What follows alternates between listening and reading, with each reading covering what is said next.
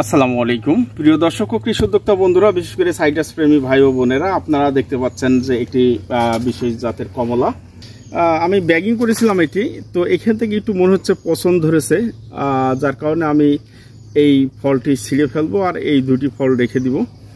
দেখি আসলে এটা ব্যাগিং করব না। এই জাতটি যদি বাংলাদেশে ভালো রেজাল্ট করে তাহলে খুব ভালো হয়, এটা দেখা যাক কি হয়। দর্শক, তো এটি হচ্ছে অকিটিসু 700 মা, এই নামে আমি পেয়েছি।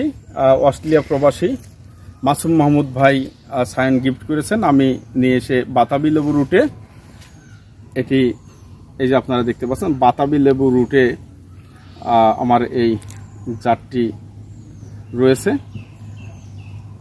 রসে ভরপুর, টইটুম্বুর, অসাধারণ।